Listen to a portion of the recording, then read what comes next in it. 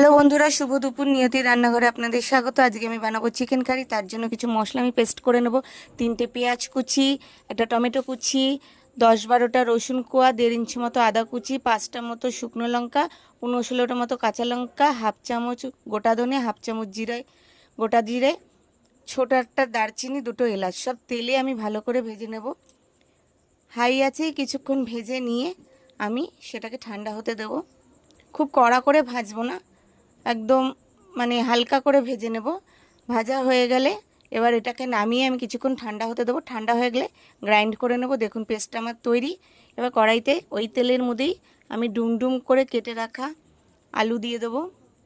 আলুগুলোর মধ্যে আমি অল্প একটু হলুদ, অল্প একটু নুন দিয়ে হাই আছে কিছুক্ষণ নেড়েচেড়ে ভেজে নিয়ে ঢেকে দেবো। লাল লাল হয়ে গেলে দেখুন আমার আলুগুলো ভাজা হয়ে গেছে। এবার তুলে নেব। তো ওই তেলেই আমি যে মশলাটা আমি পেস্ট করে রেখেছিলাম সেটা দিয়ে দেবো। মশলাগুলো আমি দিয়ে দিয়েছি। এবার ওর মধ্যে স্বাদ মতো নুন, লঙ্কার গুঁড়ো আর হলুদ গুঁড়ো আমি দিয়ে দেবো। একটু ঝাল ঝাল করেই মাংসটা রান্না করব, তাই আমি লঙ্কার পরিমাণটা বেশি দিয়েছি। যে যেমন খাবেন সেই অনুযায়ী দিয়ে নেবেন। এবার ভালো করে হাই আছে কষিয়ে নেব।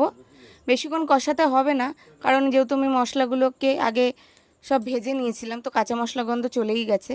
এবার মশলা ধোয়ার জলটা আমি দিয়ে দিলাম। আর একটু নেড়ে চেড়ে হাই আছে আমি ঢেকে দেবো। ঢাকনা সরিয়ে দেখুন তেল ছেড়ে দিয়েছে। এবার মাংসগুলো এর মধ্যে আমি দিয়ে দেবো। সব মাংস আমি একসাথে দিয়ে ভালো করে মাংসের সাথে মশলাগুলোকে মিশিয়ে নেব। হাই আছে, তারপরে আমি ঢেকে দেবো যতক্ষণ না জল ছেড়ে দিচ্ছে। এখনও মাংস থেকে জল ছাড়বে, তার জন্য আমি ঢেকে দেবো। এবার ঢাকনা সরিয়ে একটু নেড়ে ছেড়ে নেবো। দেখুন জল ছেড়ে দিয়েছে, এখনও অনেকটা কষানো বাকি আছে। এবার ভেজে রাখা আলুগুলো দিয়ে আর একটু নেড়ে নিয়ে আমি এই 10-15 মিনিটের জন্য হাই আছেই দিয়ে দেবো। দেখুন আমার মাংস কষানো কমপ্লিট হয়ে গেছে। তেল ছেড়ে দিয়েছে। এবার গরম জল দিয়ে দিয়েছি। একটু ঝোলঝোল রাখবো, তাই একটু বেশি করেই জল দিলাম।